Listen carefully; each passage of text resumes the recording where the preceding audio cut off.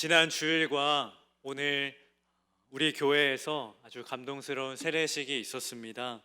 모든 세례식이 특별하겠지만 여러분은 개인적으로 기억에 남는 세례식이 있으신가요? 저에게는 잊을 수 없는 세례식이 하나 있습니다. 제가 26살이 되었던 2017년 11월 즈음에 있었던 한 세례식이었습니다. 이 세례식이 저에게 기억에 남는 이유는 처음으로 제가 전도했던 영혼이 교회에서 세례를 받는 날이었기 때문이었습니다.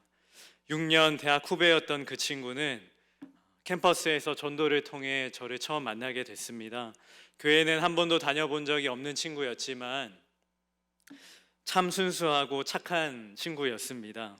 저는 그 친구와 매주 만나서 말씀을 나누고 또 삶을 나누고 또 소그룹 모임에 초대하고 예배에도 초대했습니다. 그 후에 이 친구에게 복음을 전하게 되었고 그 친구는 예수님을 믿기로 결단하고 신앙생활도 시작했습니다. 그리고 시간이 흘러서 그 친구는 본인의 믿음으로 세례를 받게 되었습니다. 그날 세례식에서 얼마나 큰 은혜와 감동이 있었는지 모릅니다.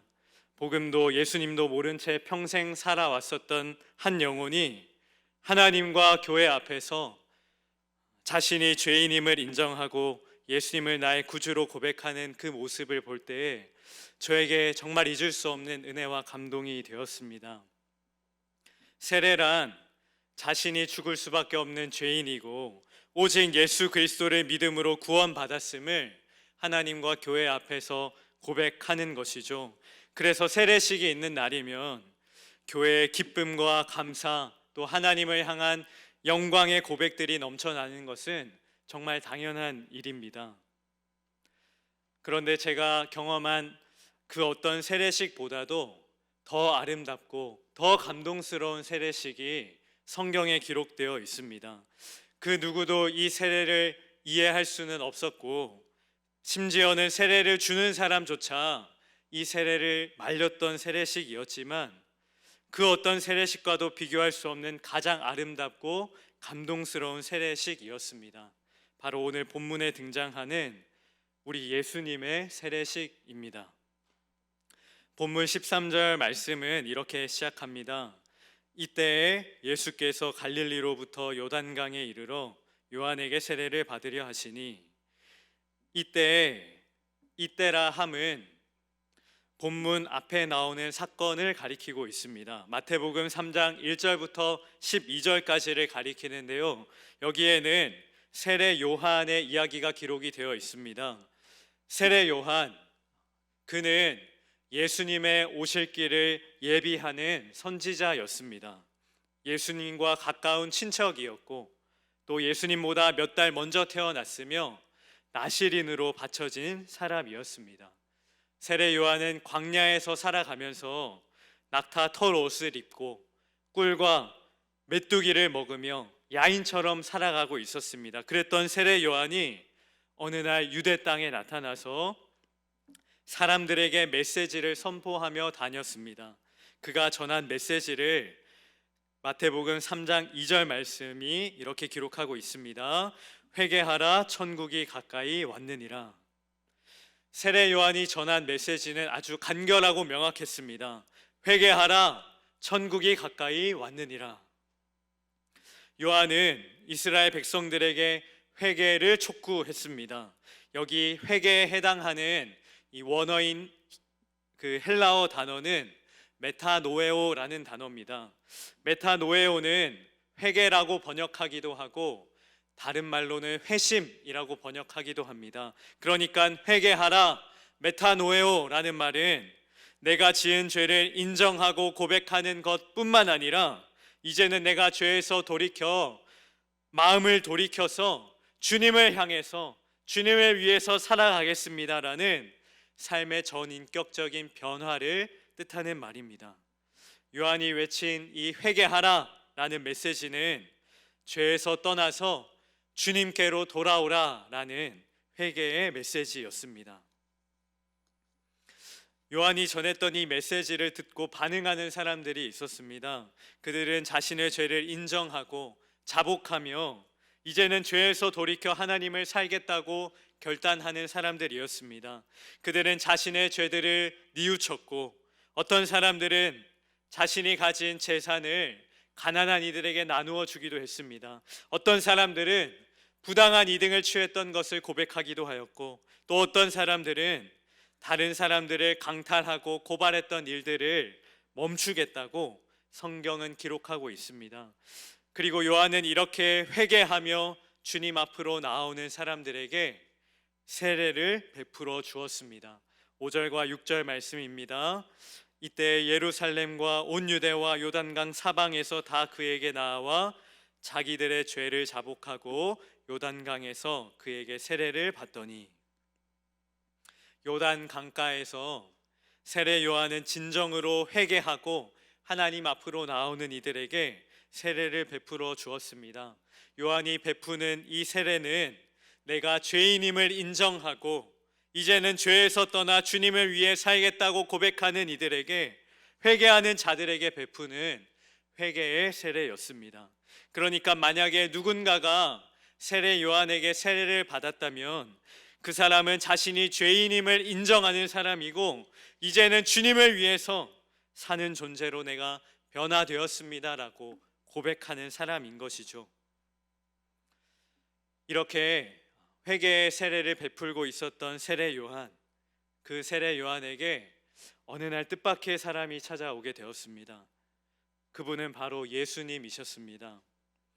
예수님께서 요한을 찾아와 세례를 받겠다고 하셨습니다.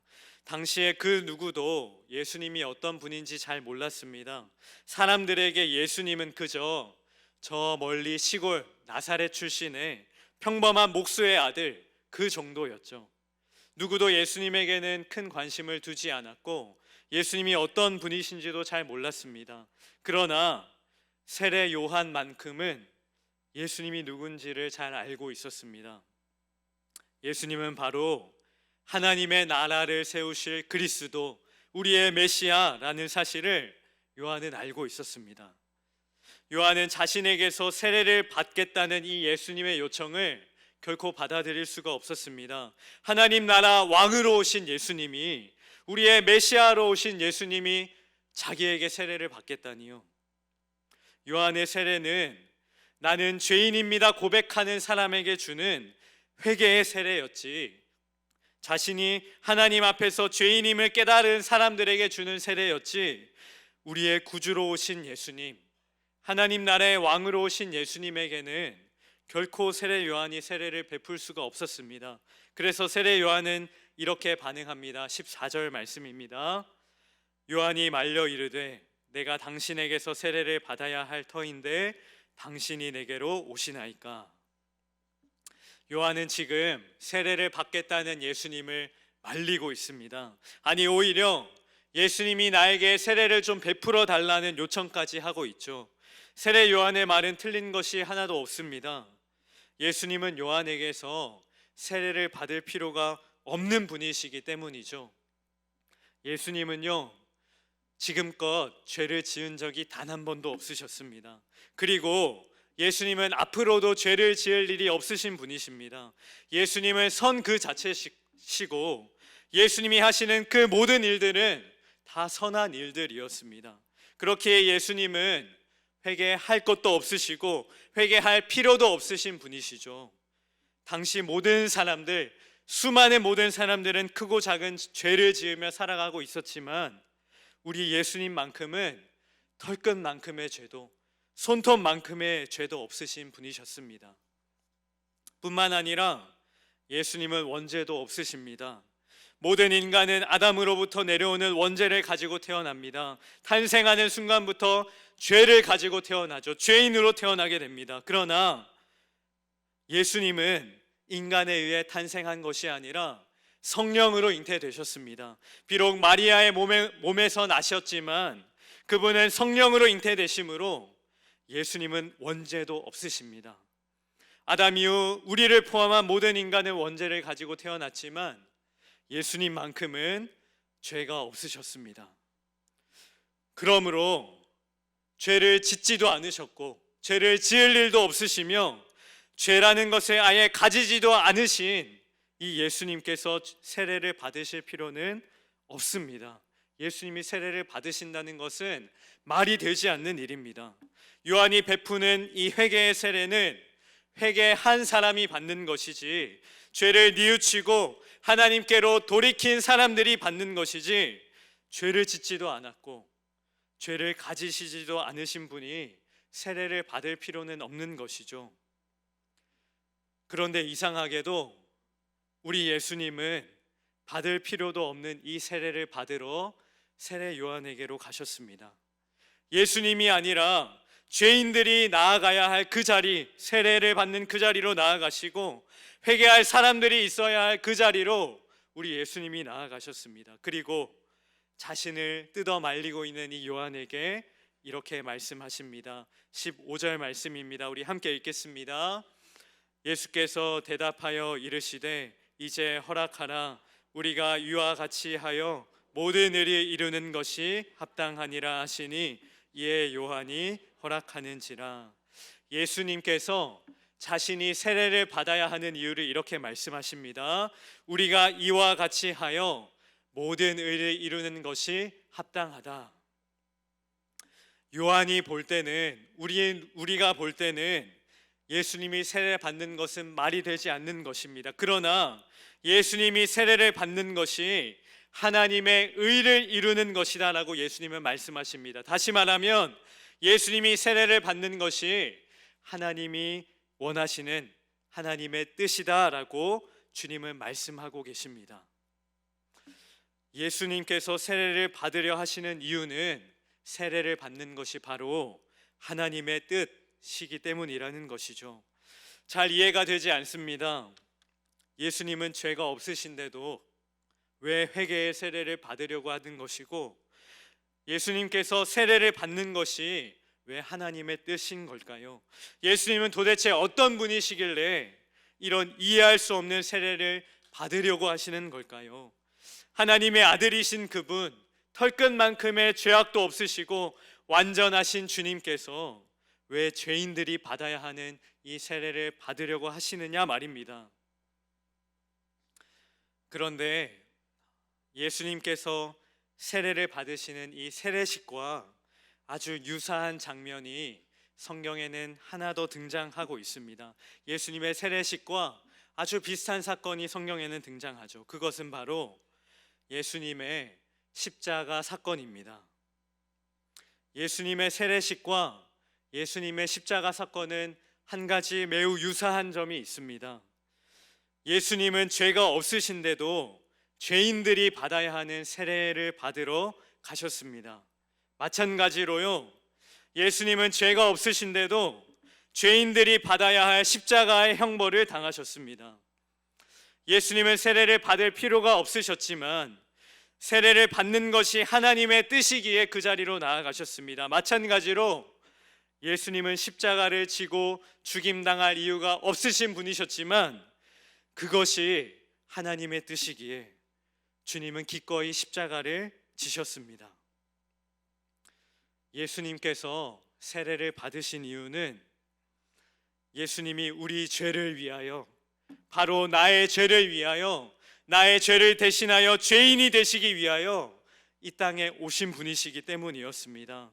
그분은 세례를 받을 필요가 없으신 분이시지만 그분의 그 위대한 공생의 사역을 시작하시면서 가장 먼저 주님께서 하신 일은 스스로 죄인의 자리로 나아가셔서 요한에게 세례를 받으시는 것이었습니다. 예수님은 우리를 통제하시거나 우리 위에 군림하시기 위해 오신 분이 아니라 우리를 대신하여 죽기 위해 이 땅에 오신 분이라는 사실을 예수님의 세례식이 우리에게 말씀해 주고 있습니다. 주 안에 사랑하는 서연의 성도 여러분, 예수님의 세례식이야말로 세상에서 가장 아름다운 세례식이 아닐까요? 하나님이신 그분께서 죄인의 자리로 스스로 나아가셔서 모든 이들의 죄를 짊어지시고 세례를 받으신 이 사건, 죽기 위해 이 땅에 오셨고 그 죽음을 기꺼이 받아들이시고 십자가의 길을 걸어가셨던 우리 예수님이 받으신 세례를 생각하면 우리 안에는 정말로 감동과 은혜와 감사가 넘쳐나게 됩니다. 성도 여러분, 새롭게 시작하는 한 주간 우리를 위해 기꺼이 죄인이 되시고 우리의 모든 죄의 형벌을 기꺼이 감당하신 우리 예수님을 찬양하고 예수님께 감사하고 예수님께 영광 올려드리는 복된 한 주간의 삶이 되시기를 주님의 이름으로 축복합니다. 우리 이 자리에 계신 서연의 성도님들을 통하여 가장 아름다우시고 가장 높으신 우리 주님의 이름만이 높임을 받으시는 복된 삶이 되시기를 주님의 이름으로 축복드립니다.